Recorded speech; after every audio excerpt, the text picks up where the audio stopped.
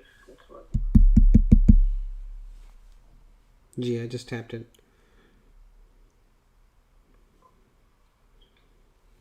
The microphone just to see if it's working. Yeah, I just tapped it. Yeah, we can unmute it. Mute it now.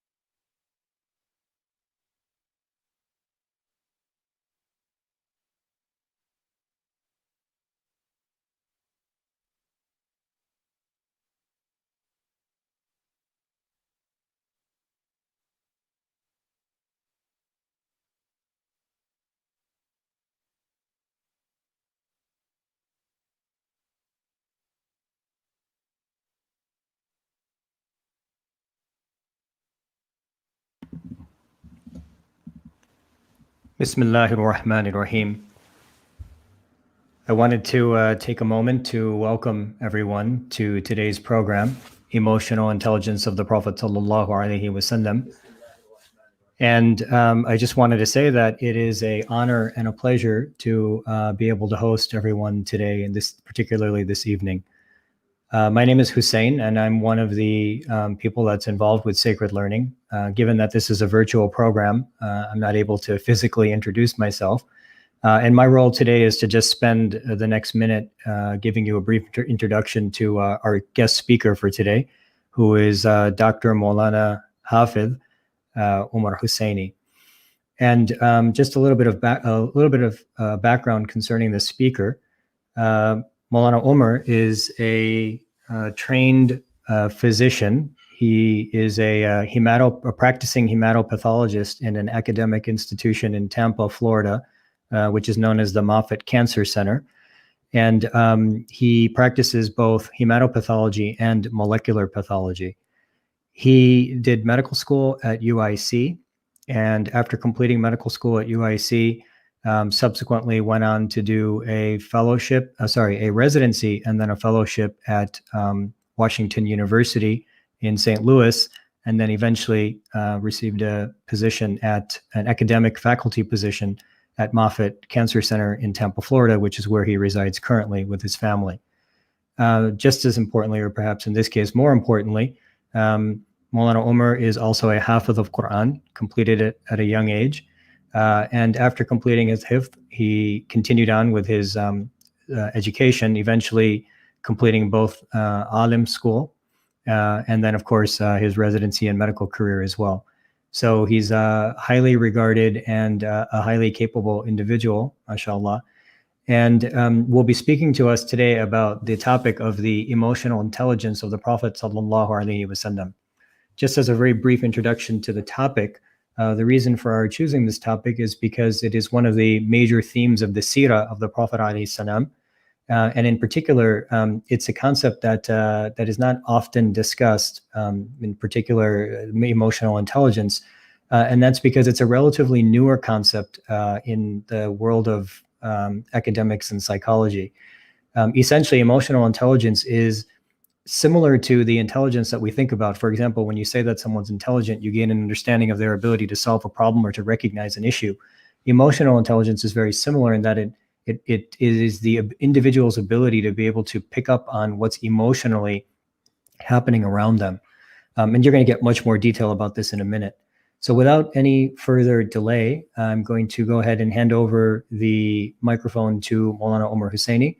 Maulana, thank you for joining us, and welcome on behalf of all of the people. We have people here from all over the world, actually. So welcome. Jazakumullah khair, Sheikh Hussein, for that introduction. Allahumma salli ala Sayyidina Muhammad wa ala ali Sayyidina Muhammad wa barik wa sallim. Alhamdulillahi wa kafa wa salamun ala ibadihi alladhina astafa amma ba'd. As Sheikh Hussein had mentioned, the topic of today's talk is going to be the emotional intelligence of the Prophet Sallallahu Alaihi Wasallam. And really, this is a topic that doesn't necessarily get a lot of coverage.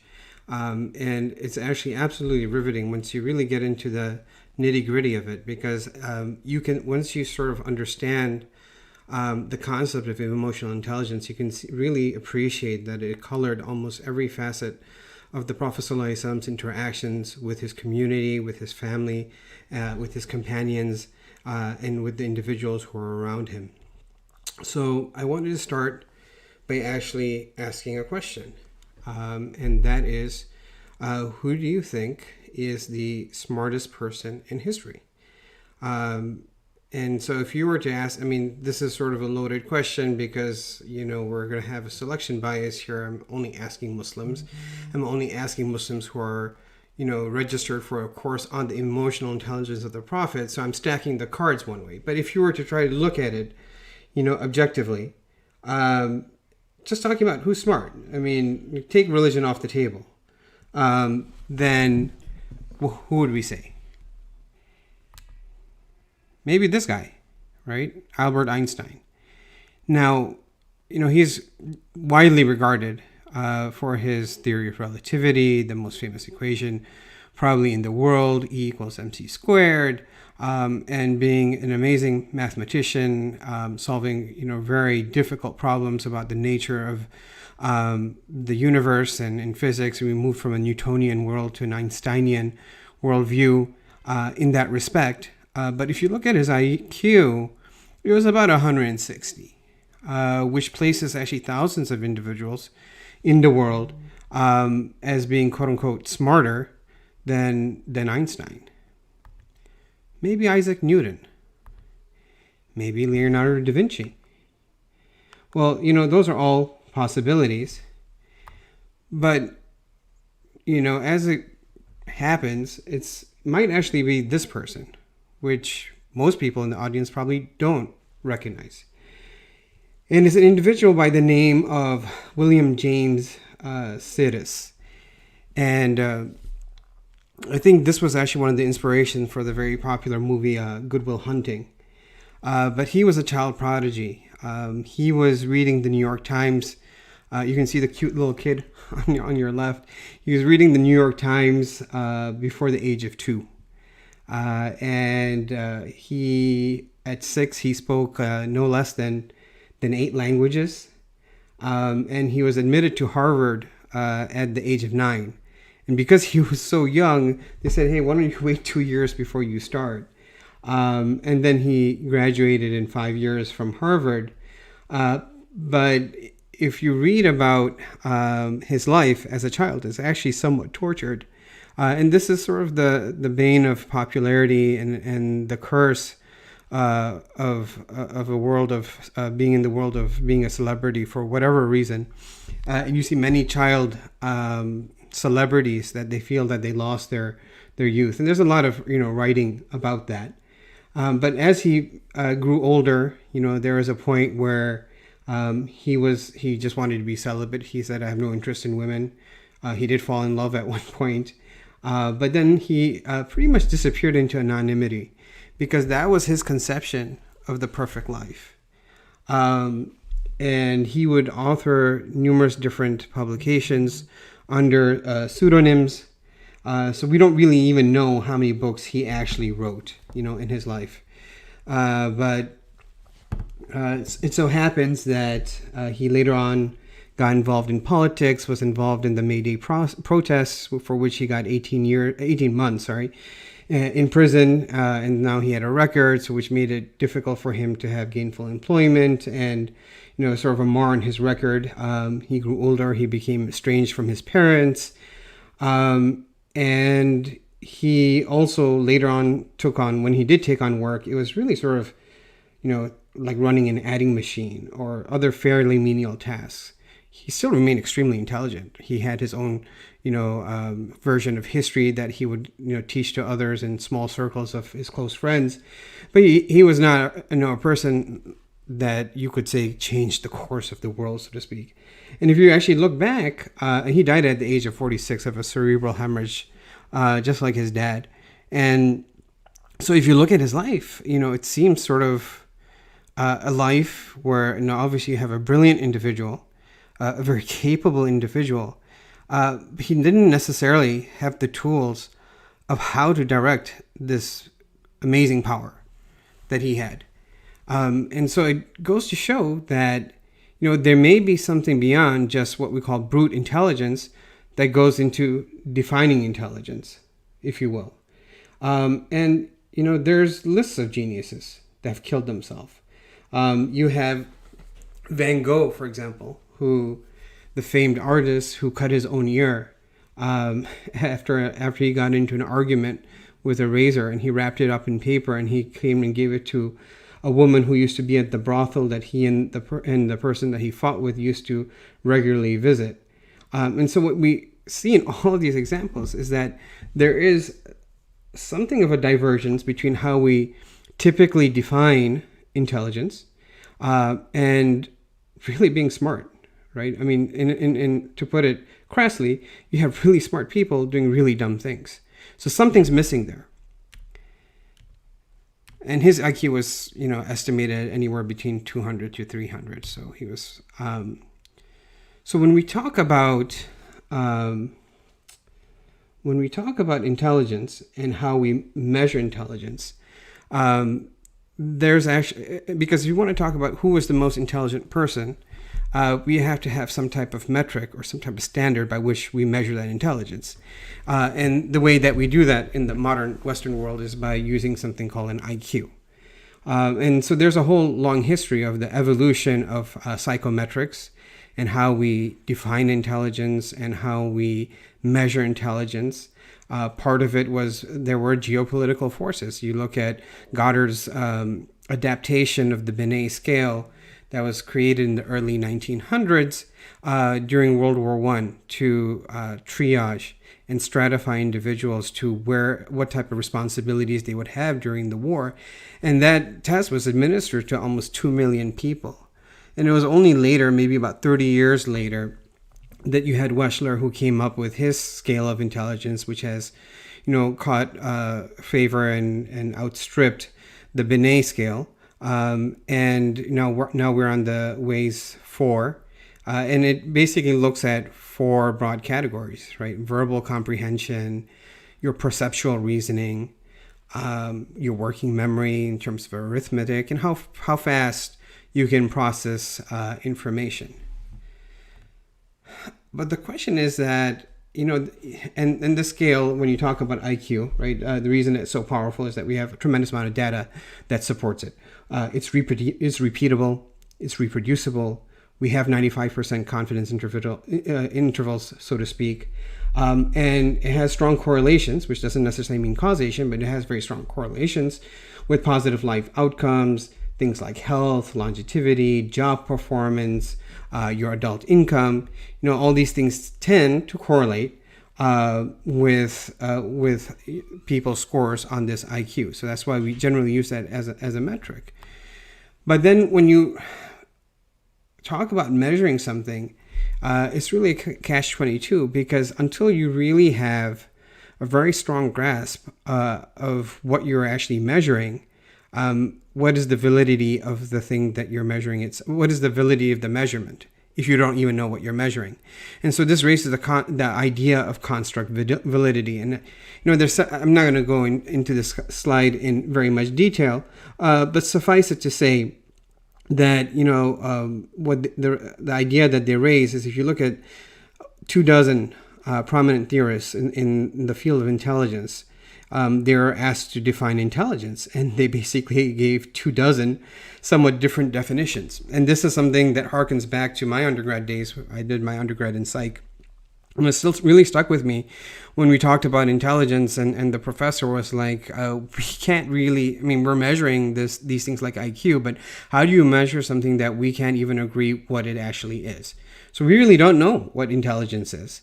But if you're going to give it your best shot, you take a synthesis of 70 plus definitions that are across disciplines, multidisciplinary, whether it's AI researchers, philosophy, psychology, and they come to this consensus where it appears to be that is a measure of an individual's ability to achieve goals in a wide range of environments. So it doesn't necessarily have to do much with the tools.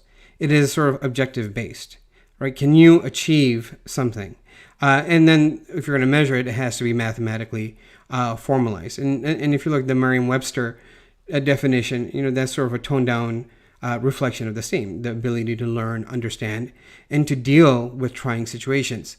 The reason I bring this up is that when you start looking at these definitions of intelligence as a whole, if you were to create a Venn diagram, there's a lot of intelligence that falls outside the realm, right? That falls outside the realm of what you. And so if you were going to purely determine who's the most intelligent person based on IQ, that would be a faulty conclusion. And regardless of what type of definition you adopt with regards to intelligence, then that definition, of surety almost has to include this idea of emotional intelligence. Now, what is emotional intelligence? Some people may be familiar with these terms, some people less so. But if you go by what Daniel Goleman, who's an American psychologist who helped actually popularize this idea of emotional intelligence. And that really grew out of this space, this understanding that when we're, really defining intelligence in a very logical, robotic, automated, sort of confined and culturally restricted, contextually restricted sense, that we're leaving a lot to be wanted. And there was things that lied outside the realm of what we were measuring that were still really important. And as we'll soon see, that are not only important in a theoretical sense, but have very strong practical implications. So according to Dr. Goleman, it has basically 5 key elements. There's an element of a person who's emotionally intelligent, knows themselves. This might actually seem to be very obvious, like who doesn't know themselves? Of course, I know myself. I'm Ahmed, I'm Fatima. But we're much more than just our names. I mean, do we really understand how we work and who we are and what motivates us and what do we want about life? How often do we really sit down and do something called introspection? There's many people who will go their entire life without really sitting down and introspecting. And sometimes it's really powerful. And until you actually engage in introspection, it becomes very difficult to convey how difficult that really is. I mean, I still remember one of my very, very early ethikafs. I was probably just a teenager. We're sitting down and just, I wasn't a scholar. I didn't have connection to scholars. I didn't know that much about Islam. But I just knew that, I was trying to improve myself. And there was just pages about pages of, self-analyzing myself and why am I doing what I'm doing and what is my true intention. And at the end of it, all I remember, and, it's probably, it popped up one day when I was, cleaning the garage, probably 23 years later. But one of the things that stands out that I really felt like I was drowning in an ocean because it's really, really very complex. And one thing is to understand yourself, but then the ability to regulate yourself. So how often is there a disconnect between what we know we should be doing and what we're actually doing? And so that, and usually the thing that creates that disconnect and that dissonance is emotion. So the ability to self-regulate so that you can achieve your ideals becomes extremely important. Emotional intelligence also encompasses this idea of motivation. People who are emotionally intelligent are generally optimistic, right? They're self-driven, and they're driven towards an ideal. But they're not, no man is an island. At the same time, a person who is emotionally intelligent is not narcissistic. They're not only focused on themselves. They have this acute ability to empathize with each other, which is different from sympathizing with other people. Sympathizing with other people means you understand what they're going through. When your empathy is as if you're putting yourself in their shoes and you connect with them at a much, much deeper level. And lastly, people with emotional intelligence have very strong social skills. They know how to resolve conflict. They know how to communicate. I mean, how many times have we gone to these, very high-level academic conferences, or you go to and sit, or forget about academic conferences. How many college classes have you taken where you have absolutely no idea what the college professor was saying? It's not because he's dumb, right? Obviously, he has a PhD from Harvard or a PhD from Yale, and he's very good in his particular field. But he or she may not have had the same mastery of the subject that's needed to distill it to a way that's that can be easily ingested by the listener. Or the other thing is that they forget what it means to be, they forget that history of where people are coming from. So there's this lack of perspective.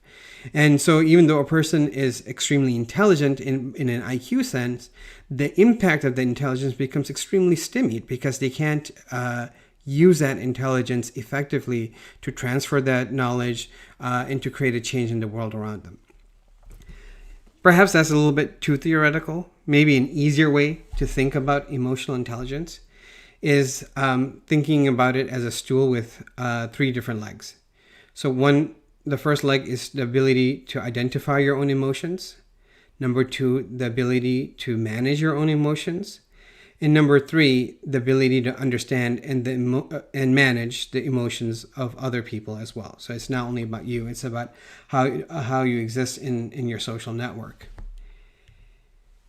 One of the very famous studies, and this is something, I guess takes me all the way back to my undergrad years, is the Stanford marshmallow experiment, which is one of the studies that really underlined the practical power of emotional intelligence. So what happened is, like in the 1970s, you had Walter Mischel. He was a professor at Stanford, and it was a sort of a simple study. And what he did was he took hundreds of kids between the age of 4 and 5, and he put a marshmallow in front of them. And basically, they told them that, look, you can have one marshmallow now, or if you wait for 15 minutes, then you will get another reward. So you'll get 2 marshmallows. And they saw that what kids would do, and they were filming them while they were doing this. And it's actually almost comical to see what actually ensues. But suffice it to say that the vast majority of kids ended up eating the marshmallow. And there's a few that didn't. And what they found is that those people who were able to delay gratification, in other words, control their emotions, they tended to have better life outcomes, just like we saw with IQ. They had better SAT scores, they had better educational attainment, they had better BMIs, for God's sake, and other life measures, and even subsequent studies. And I think that the more recent work. And they did it with a cohort that was almost 10 times larger than the original Stanford cohort. It's much more modern. They tried to replicate the findings of the original study. And even though it didn't show the same impact, there was still a signal. And they showed about half of the effect of the original study. And the other half was influenced by what they say was economic background. So from this, what we understand is that emotional intelligence is not just a type of intelligence, it's a type of intelligence that matters. It probably matters a lot in life, right? So if you look at a person's IQ, it would maybe predict anywhere from 1 to 20% of how good you're going to do at a job. And you look at a person's EQ, right? You see how there's maybe a 25 to 50% prediction of how well people are going to perform in their jobs and, by extension, in life. So actually, let me take a step back, and it may seem at times, and we're primed to think that intelligence is somehow antithetical to emotion, because as the reasoning would state, intelligence is based on logic, right? So if you're logical, you're intelligent, and logic and emotion are like oil and water; they just don't mix.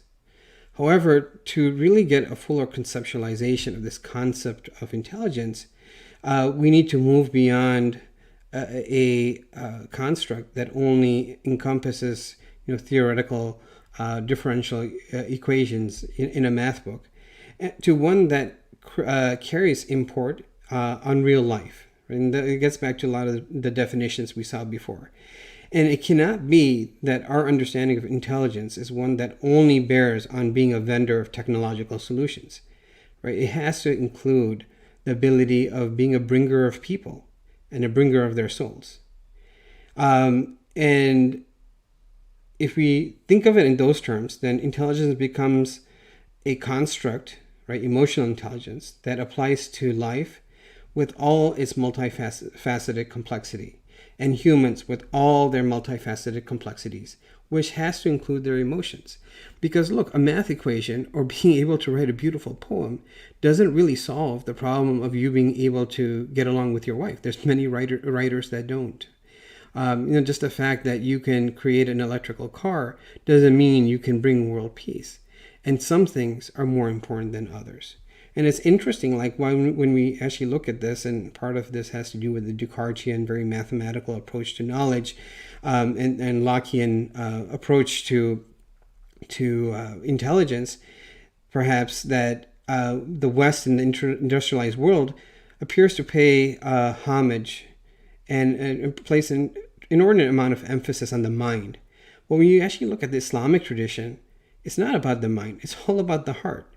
And in our understanding, the mind is only so useful as it serves the latter, right? And moreover, we have this supervening concept of not only emotional intelligence, but what we would say is called moral intelligence. And that would be a whole different talk. And moral intelligence has to do with the ability to arrive at the truth with a capital T, to determine what is right and what is wrong. And that is something which is far more complex than you can achieve by just logic. And actually, it's a problem because when the Western world tried to solve this problem, and they abandoned morality and approached it totally from the perspective of philosophy and logic. And the thing is that actually that creates a veil. And therefore you can't come to the truth with a capital T until you account for all the other things that you have to account, all the other variables that exist in the world around you, right? That has to account for creativity. You have to account for humility. You have to account for character, intuition, reasoning. All of these things have to come into play.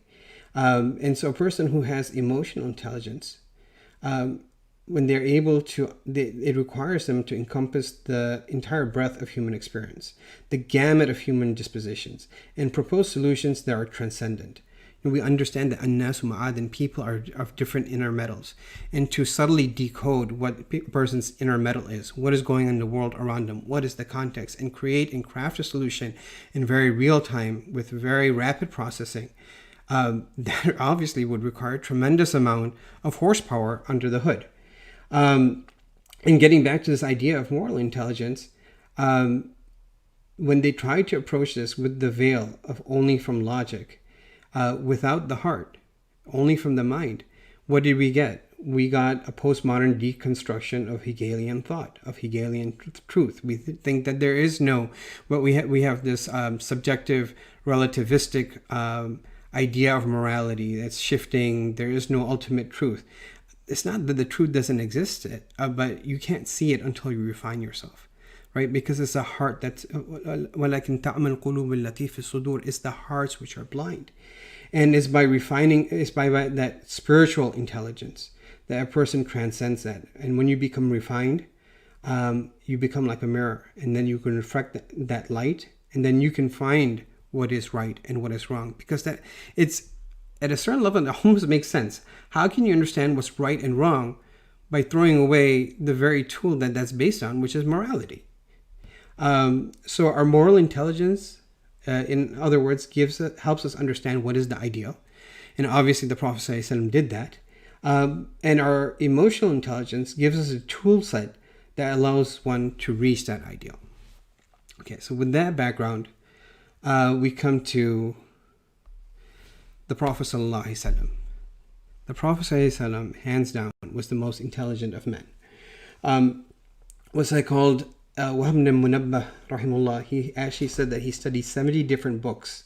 And after reading all of them, he came to the conclusion that from the first of man to the last, if all of the intelligence of humanity was to be compared to the intelligence of the Prophet ﷺ, it would be like a grain of sand compared to the deserts of the earth.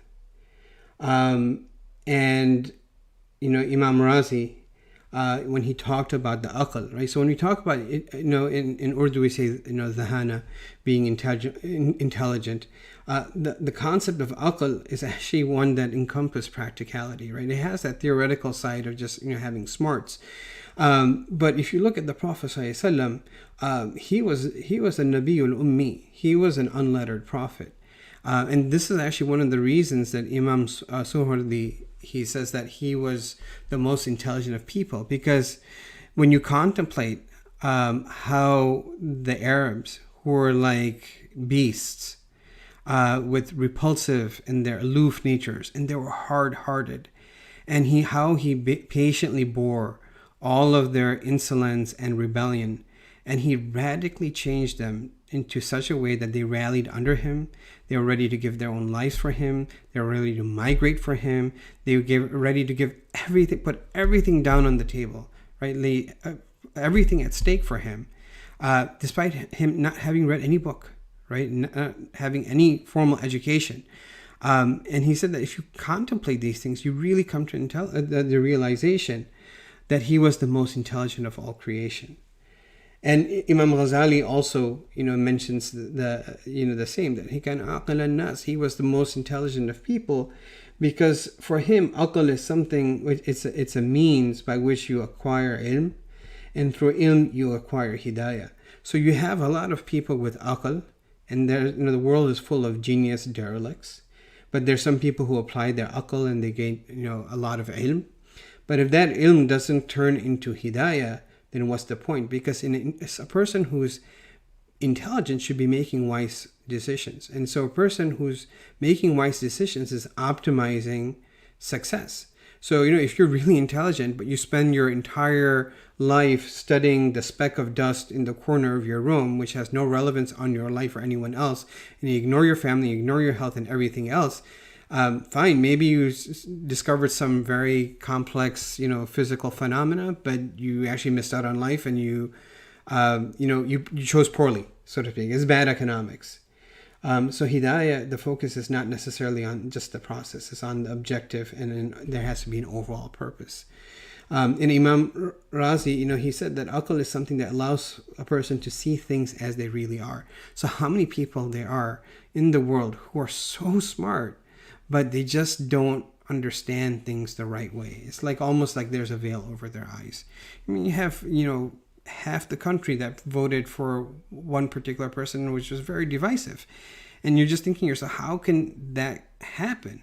It's not that everyone is uneducated and there's a certain profile. No, there is, sometimes people are not able to see things just as they are for various reasons. And the Prophet ﷺ was actually able to see reality in all its splendor, with the type of basira and insight. He's seeing with the light of Allah. And so he's able to see things way beyond, right, what the professor at Oxford would be able to see. Now, why did the Prophet ﷺ need emotional intelligence? And we have to understand that Rasulullah, he mentioned that we're not a nation that nuhasibu, we don't do mathematics, and that's not what he was about. Obviously he had that type of intelligence and that type of mind that if he were put on that academic track, he would surpass probably everyone who ever lived. But you don't really see that. You don't see the Prophet ﷺ, writing papers the way that the Greek philosophers of the time. That's not the work that the Prophet ﷺ was doing, and nor was that the work that was taken from him.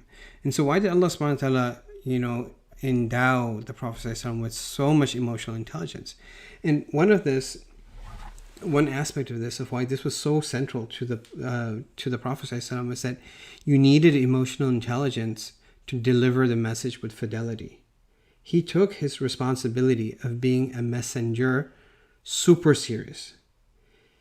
He went above and beyond the call of duty, because it was his impression that doing that was his duty, right? It wasn't that, person has to come, I have the message, why don't you come here, and then, if you're ready to learn, then I'll teach you. No, he went to their doors and he knocked on their doors. And if they weren't willing to open the door, he would open that door. And they weren't able to open that heart, then he reached into their heart and tried to remove every type of barrier he could to try to put the message in their lap. Right? It's like the delivery man. If you ordered the food, it's not enough to come and just leave it at the door.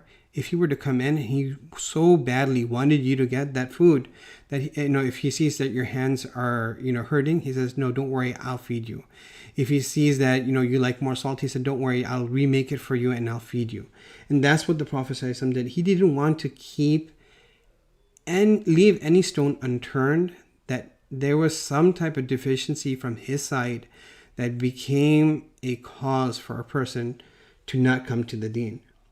Right? And, Sheikh Amin, I remember, maybe 2 or 3 decades ago, he had told me when I asked him, what is tasawwuf? He said that, it's that understanding of Islam that is so beautiful that it attracts others to it through its beauty. And so the Prophet ﷺ had to reflect that beauty, because if he didn't, people would run away. And he methodically actually removed those internal barriers, whether they were psychological, whether they were emotional, whether they were spiritual, so that he could really fulfill the job of being the messenger of Allah subhanahu wa ta'ala. It was a rainy night one time, and there's a knock at the door of Abu Jahl, and he opens, and it doesn't rain that often in the desert. And so, he opens the door and he sees the Prophet ﷺ. And why is he at his door? And this is at Abu Jahl, and we know how much he rejected the Prophet. He said that, I saw the weather, and basically that, maybe, there was an ambiance, there was a mood, maybe your heart would become soft and you would accept it. And it just shows you how attuned he was to people's emotions. The fact that now we understand seasonal affective disorder and colors and all these different things change people's moods. But he was using that. He was understanding what was going on. And he said that, this is a really hard person to reach. So let me try to take any type of excuse I can to lower that barrier of activation. And that's why, Allahumma salli ala alladhi adda al-amana wa nasaha al-umma wa kashafa al-ghumma wa jahada fillahi haqqa jihadi. Right? Allahumma shahad. He did convey the message. He did convey the imana. And so the first reason that he absolutely needed this emotional intelligence was to deliver the message with fidelity. And the second reason was that to create radical change, you cannot do it without emotional intelligence. People don't change because of logic. I've debated so many atheists in my life, and alhamdulillah, I don't think I've ever been in a situation where I've been on the losing end of the argument. But I can't think of a single situation where I ever changed the mind of an atheist through logical argumentation. It just doesn't happen. Right? The way that you change people is by winning their hearts. And this requires emotional intelligence. It requires a perfection of a person's character. For example, if you're not totally humble and you're not totally effaced, then, and you're not totally uninvested in yourself, then it's very hard to invest in others. You can't see past their insults and their rebellion and their boorishness and their insolence. If the Prophet ﷺ wasn't completely committed to the truth, then he couldn't create an environment where people would trust him. If he was not indiscriminately merciful, he could not make people feel secure around him. And so these were necessary and integral ingredients in initiating the radical change that we see in individuals.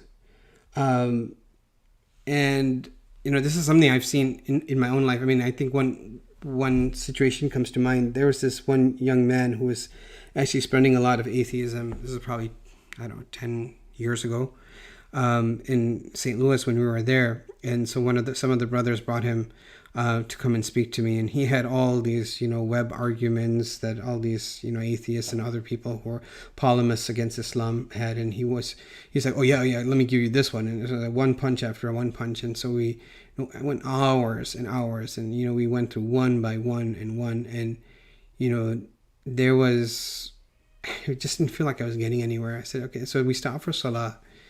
I went and prayed. And then I went and sat down, and I told him, just come over here. And I just looked at him and I said, just take the Shahada. Put your hand in mine and take the Shahada. And it was just this moment. I just felt it in my heart. Something was coming out, and he put his hand in my hand and he took the Shahada. And he was crying. And he said, people used to say I used to be like the Sahaba, and he went so far away. Hearts are what change people, not, logic. And so this emotional intelligence is needed about when to strike, how to create those environments of change. And anyone who's worked with people know how absolutely difficult. Work with people who have addictions, work with people who are abusive, work with people who are narcissists, work with people who are entitled. And you see how difficult, work in marriage counseling, for God's sake, and you'll see how little emotional intelligence that people have. And this intelligence that the Prophet ﷺ had, it was divine, obviously, in one sense, وَمَا يَنْطِقُ عَنِ الْهَوَىٰ, but it doesn't, it was also that the Prophet was actually actively thinking, which is why on occasion he actually made mistakes. He made mistakes in his ijtihad. إِنَّ فَتَحْنَا لَكَ فَتْحًا مُبِينًا لِيَغْفِرَ لَكَ مَا تَقَدَّمَ مِنْ ذَنْبِكَ. It's not like the Prophet sinned, but he did make mistakes, and Allah subhanahu wa ta'ala would reveal ayahs to correct the Prophet sallallahu alaihi wasallam. مَا كَانَ لِنَبِيٍّ أَن يَكُونَ لَهُ أَسْرَى حَتَّى يُسْخِنَ فِي الْأَرْضِ, for example. And there's many other examples. Some of them occurred when Umar radiallahu anh, when he made mashura with Umar radiallahu anh gave the right opinion, and Allah subhanahu wa ta'ala revealed in corroboration to Umar, لَوْ كَانَ نَبِيًّا بَعْدِي لَكَانَ عُمَرَ. So on the next slide, we see the 14th century fortress of Montalcino. So why am I showing you a fortress? The reason I'm showing you a fortress is that many people live like this. They create these walls, and they're really, really, really high walls, and they put their heart behind them. And when your heart is behind a wall like that, it's very hard for anyone to reach your heart, and it's very hard for you to perceive anything that's going outside in the world outside it. Yes, you may consider the heart quote unquote safe, and that's the reason that people do it, because they've been hurt in life. They don't trust people. They don't want to buffer themselves against pain because it's just too painful, and they don't have the ability to cope. And if you look at the Prophet ﷺ, there is no person in the history of mankind who's been hurt and suffered more pain than the Prophet ﷺ, right? He lost his father before he was ever born. He never had anyone to call Baba. He lost his mother when he was 6, and he didn't even get to spend a lot of time because he was with Bibi Halima, for a good portion when he was growing up. And then his grandfather, right, who was his last lifeline in a sense, he was with him, and he passed away when he was at the age of 8.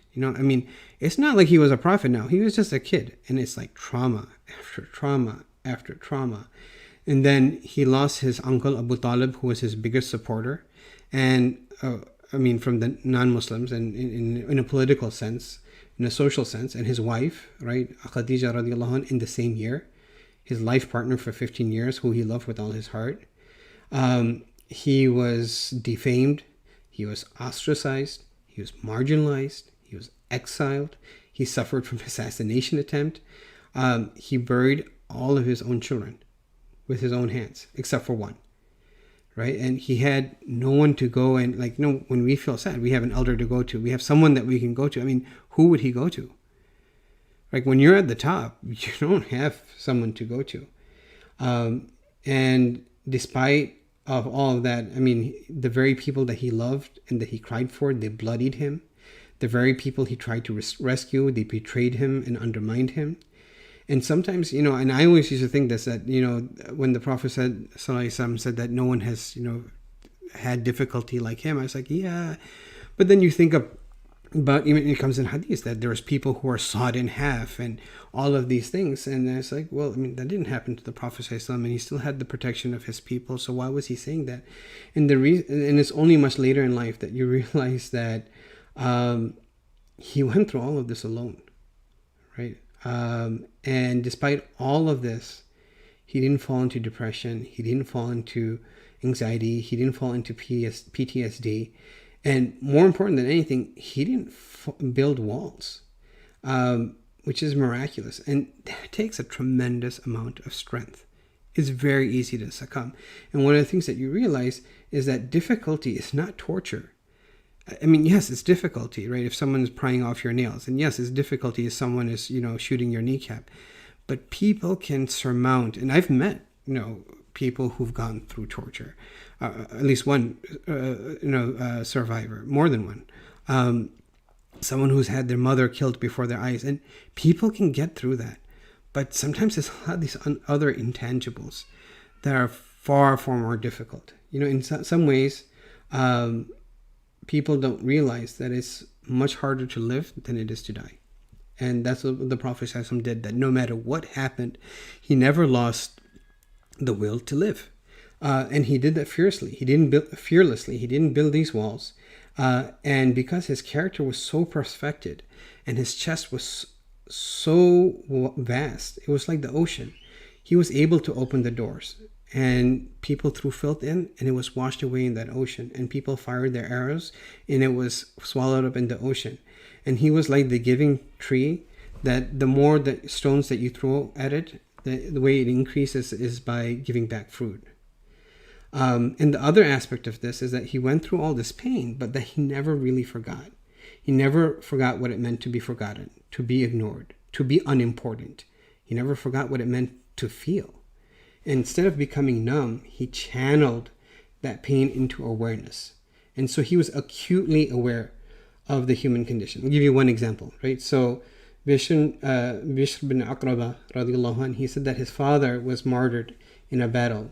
And he was fighting with Rasulullah sallallahu alaihi wasallam. His father was. So Nabi sallallahu alaihi wasallam passed by him. Look, there's a battle. People are crying. People are distraught. And he was just passing by, and he saw him crying.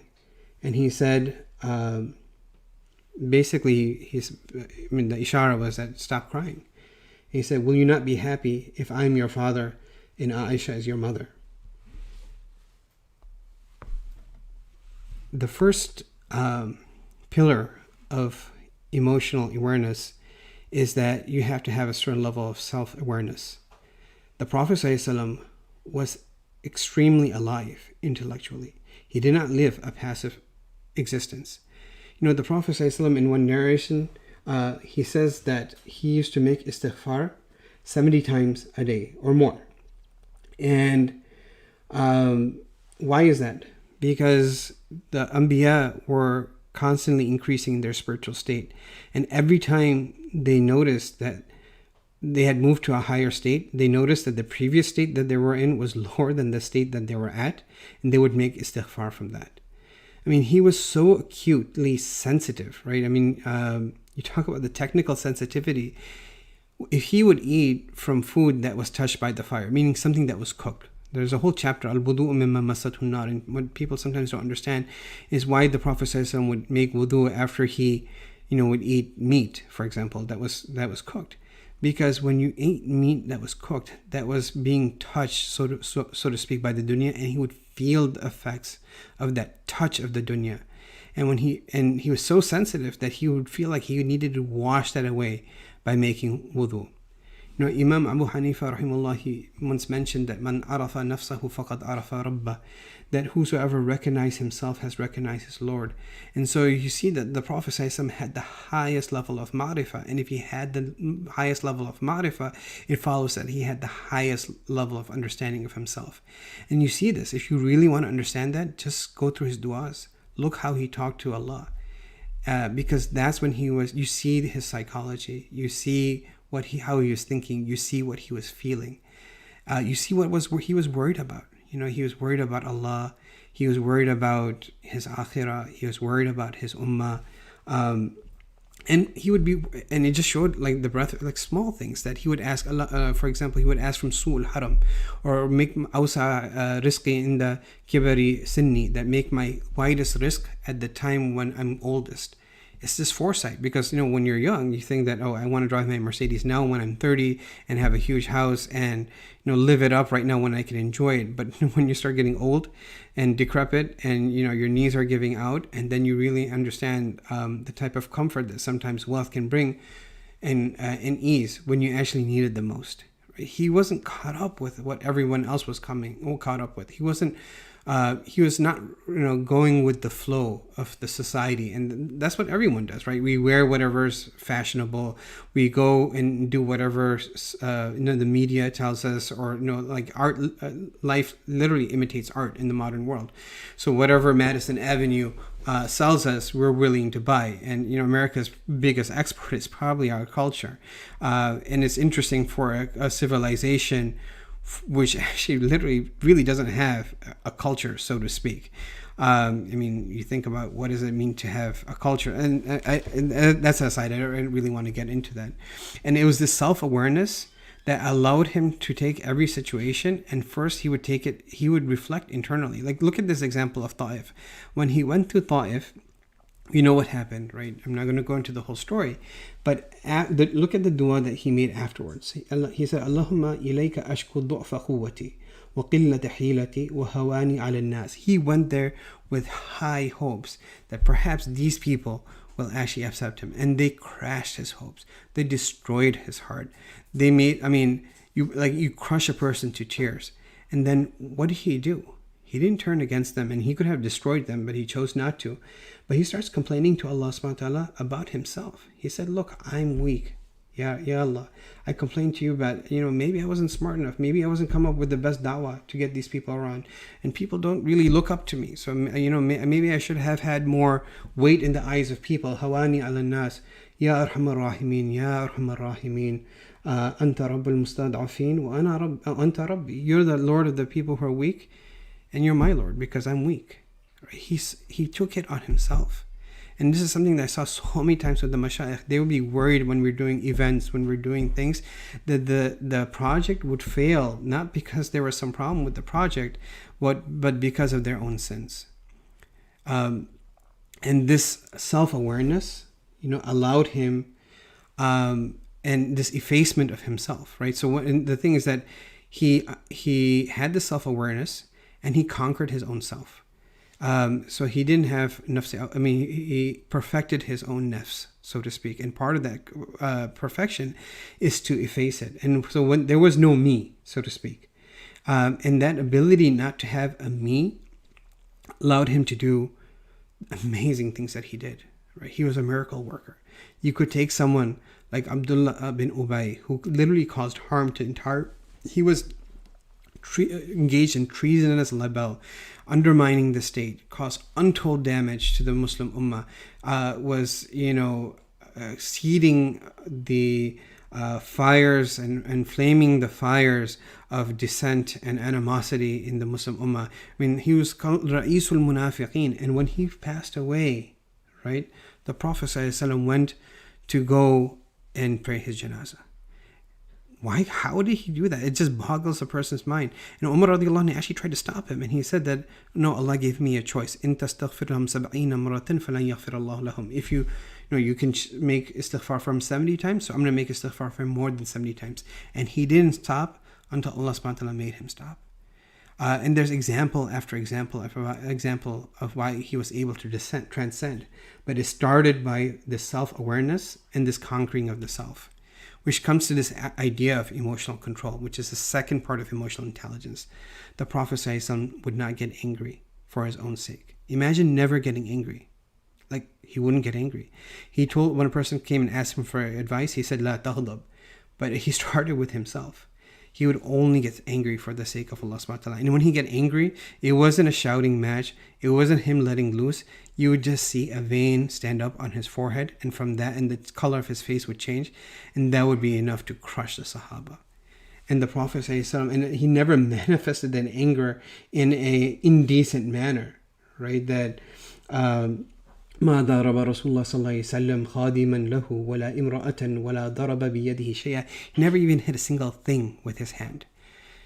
Talk about emotional control. He wasn't afraid. He was so connected to Allah that, it was angelic. When Allah subhanahu wa ta'ala said, Wallahu ya'asimuka minan nas, he did away with his guards. He said, Allah will protect me. He was free from want. He would not let loose in his laughter. He would smile, but he didn't let loose of his character so much that he would be doing bellow laughs. And where do you ever see in his life, people feel bored, people feel, these are weaknesses that we have. Where do you ever see him that you say, I just need to go and have some entertainment?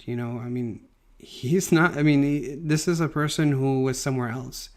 And he didn't care about what people said or what people thought. It didn't matter what people said. And this emotional control is something that he transferred to the Sahaba. And one time he was walking with Umar radiallahu anh, he said, and Umar radiallahu anh basically said, I love you more than anything except for myself. And then the Prophet sallallahu he said, none of you will believe until I'm more beloved to him min waladihi wa walidihi wa nasi ajmain. Or none of you will believe, that's a different riwayah kama qal, but none of you will truly believe even until I become more beloved to them than themselves. And then Umar radiallahu anh, he was able to turn internally and reprogram himself internally. That was just imagine, you can't do that until you're emotionally and intellectually and spiritually alive. And he programmed himself, and he said, now ya Rasulullah, I love you more than anything else, and al-an ya Umar, right now you're ready. Now I'm going to give a couple examples of, I don't know what we're up to. We probably, hopefully we can maybe take 10 extra minutes. We'll try to end by 6:55, inshallah. So because there is, and maybe I'll give just one or two examples from his life was replete with examples of emotional intelligence. And it's because it's not like a button that you turn on and off. It's just you are or you're not. And once you are, every hadith, every interaction, all of that is always going to be a reflection of who you are. And that was a person who was emotionally primed. Okay, perfect. So we have a little bit of time. Allah subhanahu wa ta'ala says, لَقَدْ جَاءَكُمْ رَسُولٌ مِّنْ أَنفُسِكُمْ عَزِيزٌ عَلَيْهِ مَا عَنِتُّمْ حَرِيصٌ عَلَيْكُمْ بِالْمُؤْمِنِينَ رَءُوفٌ رَحِيمٌ. And very simply put, it hurt the Prophet. It was a big deal to him if someone else was hurting. He made other people's pain his own. And this is like one of my teachers. He said, just wait until you can't sleep at night, until you start, because you're worrying about the community.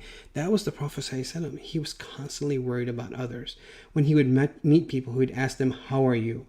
And the person would say, I'm well. And he said, may Allah make you well.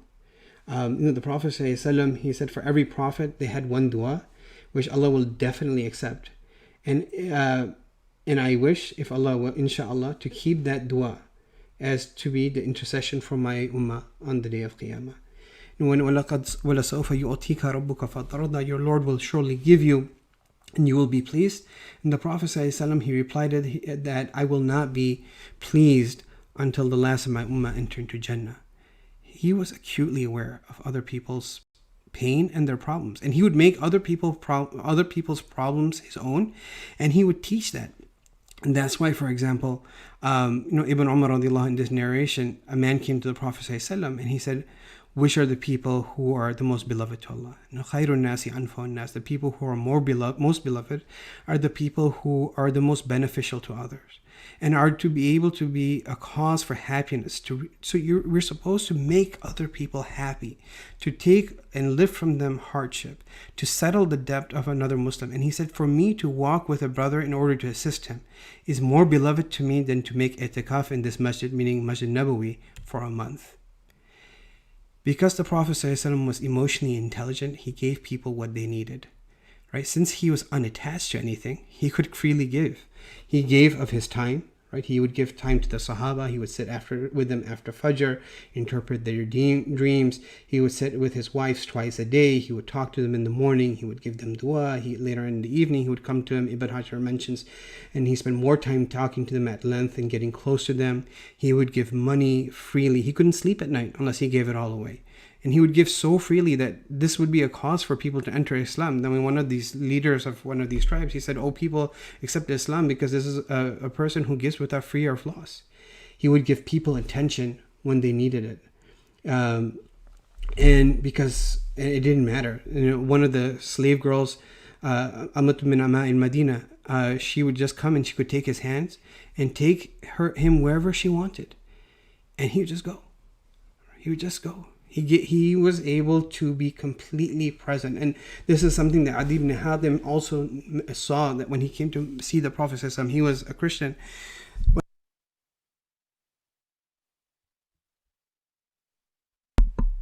There was a divorced woman, I believe, a widowed woman who wanted some of his time. And she started talking to him. And he stopped and talked to her as if she was the emperor of Rome. And he said, I knew that at that moment that he was not a king. Right? He was a prophet. And he gave power when power was needed. He gave courage to others and motivated them when they're needed. And there's several stories in those respects that we don't necessarily have time to go into, but at least just want to give the big highlights. He was able to create buy-in. This is one of the things that we talk about in Western corporate culture. It's like creating a shared vision. And Moffat does an amazing job at this. People come to work every day thinking that they're part of this great mission of curing cancer, right? And you go in with a sense of purpose, and you see this. The Prophet ﷺ, the way he did that is by making mashura. He would make mashura, and Allah subhanahu wa ta'ala told him, وَشَاوِرْهُمْ فِي الْأَمْرِ. Even though he didn't need to make mashura with anyone, but he would make mashura with his wife, for example, making mashura with Salama at Hudaybiyah, and he would take their mashura. He would make consultations in battles, and there's multiple examples of that. You look at how he used to communicate. Great exemplification of emotional intelligence. First of all, he would do it. When someone said that, I love my brother, he said, did you tell him? He said, no. He said, then you should go and tell him. And this is one of the big problems that people have in relationships, is they don't communicate.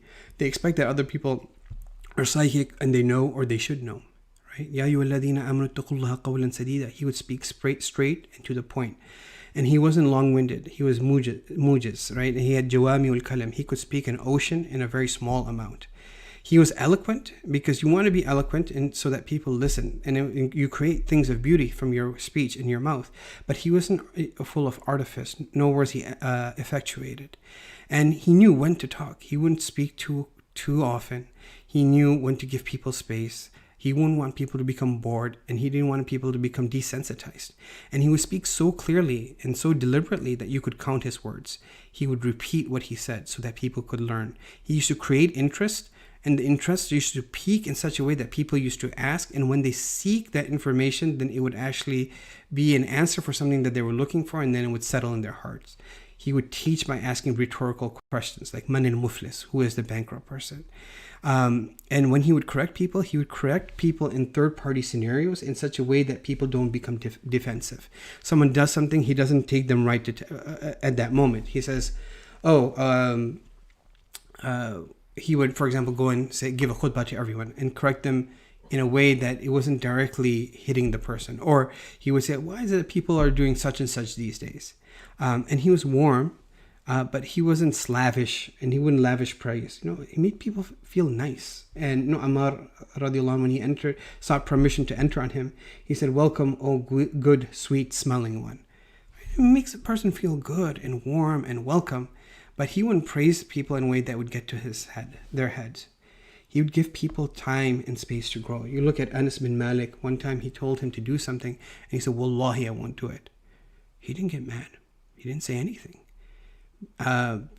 He knew when to back off, right? And so Anas bin Malik, he went, and on the way he was going, he got caught up, with some of the kids, and then he felt a hand on his neck, and he turns around and he sees the Prophet ﷺ, and it wasn't like he was going to get him a beating. He was smiling, and he said, "Ya Unais, right? So much love, right? Oh my dear Anas." He said, "Do you do that thing I told you to do?" He's like, "I'm going to do it right now." Right? There was a woman who was grieving at a grave, and the Prophet ﷺ, he told her basically to have patience. And when he did that, when he did that, she said, "Well, you don't know the type of grief I'm having." She made like a very sharp comment. The Prophet ﷺ didn't say anything. He didn't say anything. He went away. And then someone later told her that it was the Prophet ﷺ, and then she totally freaked out. She came and told the Prophet ﷺ, and he said that he said, "As-sabru inda sadmatul ula," right? That sabr is at the first strike, and that was it. And you look at Anas bin Malik, he stayed 10 years with the Prophet ﷺ, and he didn't get angry. He didn't get angry with Anas bin Malik, and he never asked him why. And one of the reasons you don't ask why, like when you ask a person why, it's because you don't know. Or sometimes it's because you're expressing frustration. We don't even know why we ask why. And sometimes when we ask why and get the real answer, we actually get even angrier, right? He didn't need to ask it because he knew. I mean, a good example of this is like when I was preparing this talk. It was started sort of last night, and then I was feverishly working on it. And my son is usually used to my attention. 3-year-old, he comes in and he's just being super naughty. So he's like pulling out the charger. He's doing this. He's doing that. And so, maybe 20 years ago, I'd freak out and tell him, hey, what are you doing? And Baba needs to really concentrate and stuff. And so I just looked at him and I just got it. I was like, you want Baba to give you attention? And he said, yes. And that was it. And you just need to, and so when you understand people, it's very disarming. And he gave him 10 years to grow. It takes people a long time to change. A long time to change. And he understood that. He wouldn't judge people. There's a Sahabi who came and who wanted to commit zina. And he told the Prophet ﷺ he wanted to commit zina. He didn't say, what type of heathen are you? What type of person are you? He just helped him gain perspective. He said, no, would you want someone to do that with your mother? Would you want someone to do that with your daughter? Would you want someone to do that with your aunt? And he said, no. And he said, then, well, this is also someone else's mother and someone else's daughter. He mirrored that. And there's many other examples of him creating a circumstance which people would not feel threatened and people would not feel judged. He would pick up on emotional cues. He was extremely aware and extremely present. There was a group of young men that came to learn the deen, and they were there for 20 days, and he began to feel like they might be missing their wives, like physically and emotionally. So he said, maybe you guys need to go home. And they felt happy because they were too shy to ask the Prophet, can we go home? Because you're being too dunyawi. But they were missing home. And he was gracious in that respect. When Aisha radiallahu anha was angry, she would say, by the Lord of Ibrahim. And Rasulullah picked up on that. And then Aisha radiallahu anha in response, she said, the only thing I left out is your name. Meaning that I would feel it. I still love you in my heart. I'm just, saying that. Touch and facial expression. There's a lot of things here. 55% of communication is in the face. And the Prophet says, would meet people with talaqatul wajh. He would pass his hand over the head of children. He would touch their cheeks, and one of them would respond by saying that he would call the kids one by one and rub their cheeks. And when he would rub their cheeks, they said it was cool and fragrant, like as if he took out his hand from the hand of a perfumer. Where his wives would put their lips to the cup, he would turn the cup to where they put their lips and put his lips there. After they would eat, he would lick their fingers. He would kiss them. He would shake people's hands and not remove his hands until the other person pushed it away. Fudala was an individual. One time he was making tawaf and he wanted to kill the Prophet ﷺ. And so the Prophet ﷺ looked back and he looked at him and said, what are you doing? He said, oh, I'm just making dhikr. And then he started laughing. He knew that he was trying to kill him. And he said, you should make istighfar. That was it. And then he put his hand on his chest. And Fudala said, I felt this peace come over me. And after that, there was no person on the face of the earth that was more beloved to me than the Prophet ﷺ. Right? And when we talked about this, pick up on cues, it wasn't even just human beings. He would pick up on cues even from animals. Right? There was an example when he was passing by a camel and he saw that the camel was being overworked. And then he told the owner, go easy on the camel, right? It has rights and don't overburden him. It just showed how aware and present he was. And he wouldn't sweat the small things, right? There was Al-Fadl who was looking at a very beautiful woman. Well, she's beautiful. You don't want to look at her. He didn't tell her, oh my God, you have no iman and you're this and I caught you looking at this website. No. He just took his chin and turned it the other way. He showed unflinching love and affection, right? We don't have chance to go through all of these. But in the ways that he would interact, when Fatima radiallahu anha would come into the room, he would stand up, he would kiss her hand, he would bring her over, and he would get up from the space that he was sitting and put her in his place. And he would say, Fatima bid'atun minni, she's a piece of me. You can when there was the first fruit of the season, he would call and give it to the youngest child. When Khadija radiallahu anha had passed away, he would still make time to we don't even get gifts for our wives. He used to give gifts to her friends after her death, and he would break into tears on seeing her necklace. And not even a munafiq could fall outside his love. When the son of Abdullah ibn Ubay came and asked for the shirt of the Prophet ﷺ to shroud his father, who is the enemy of Islam, the king of the munafiqeen, the Prophet ﷺ literally gave the shirt off his back. Or gave metaphorically the shirt off his back. And he removed all the barriers to receptivity. This gets back to coming full circle now. When he came and proposed to Salama, there's a lot of backstory. It's a very beautiful story. But when he came and proposed to her, she said, look, I'm old and a jealous woman. I also have children. And I have none of my elders, right, to be a shahid. And, the way that he broke it down is absolutely amazing. It comes in tabaqat. He said that, fine, you're old. He's like, what's the problem? I'm even older than you. So, and then he said that, you're the mother of orphan children. He said that, no, the risk is with Allah. And in another place, he said that your children are my children. And then he said that you're a jealous woman. He said that I'll make dua for you. Allah will take this out from your heart. And he said none of your elders are alive. He said there's no elder of you living or dead that would say no to this rishta. I mean, it wasn't that he didn't have to marry Salama. He was going way beyond. She was a woman who was in need. She was going to be by herself. She had children. She had an amazing husband who had basically made dua for her when he was passing away, that Allah give you someone better than me. And she got the Prophet ﷺ. He would joke with people. He would, there's multiple occasions when people would come, he would put them up, he would sit on the floor. If there was a miswak that was crooked and one that was straight, he would take the crooked one for himself and give the other one to the other people. I mean, he put people first. And he modeled the change that he desired to see, right? I'm the best amongst you are the one who are best to his family, and I'm the best to my family. And there's many other examples. And lastly, we'll end with this slide. He used to make people feel special. Hassan radiallahu anh, he asked Ali radiallahu anh about the gatherings of the Prophet ﷺ, and he said that each person thought that he was the most noble. And, he would stop in the middle of a khutbah for his grandchildren. Amr bin al-As, one time when he had come back, he just was so overwhelmed. He started asking the Prophet ﷺ, he said, who do you love the most? So he said, Aisha. And he said, who next? And he's thinking, okay, it's going to be me. And he said, her father. And then, okay, he's like, okay, maybe third. He said, who next? He said, Umar bin Khattab. And he kept on asking, and he said, then I just decided to stop because I didn't want to know what my position was. But every single person was like that, right? He made people his own. And it was that unique ability that he had that was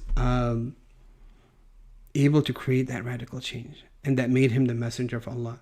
And that made him hold uncontested sway over wide swaths of human civilization through the ages, and that will stay till the end of time, because to him people mattered, not because of what they did or anything, but because of themselves. And that at a certain level is at the root of emotional intelligence. Wa akhiru da'wana alhamdulillahi rabbil alameen.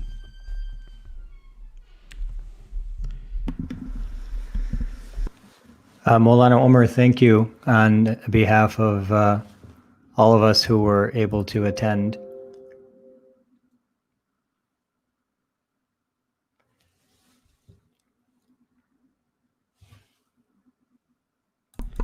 I just wanted to take a moment to thank Maulana Omar on behalf of everyone. I hope you're able to hear me.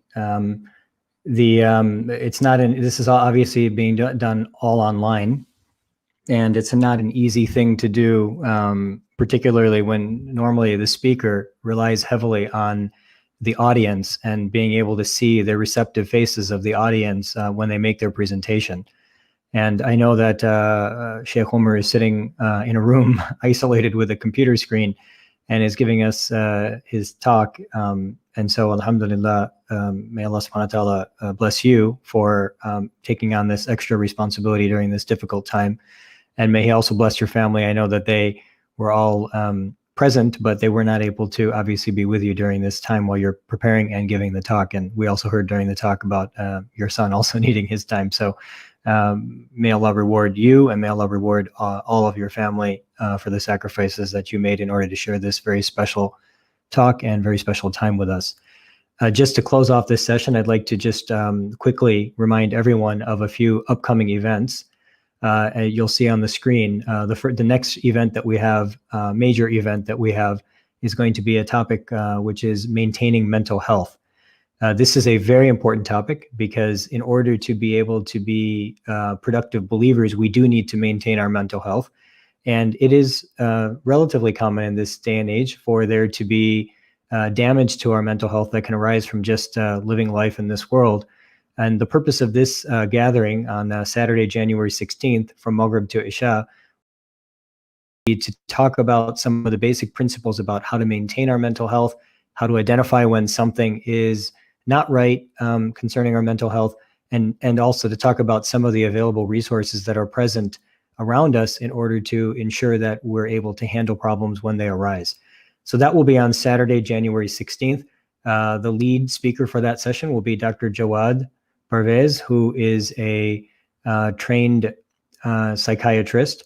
And in addition, I will also give a few comments just concerning some general principles about maintaining mental health in particular. The following month, we also have a new program, which is called How to Write Arabic.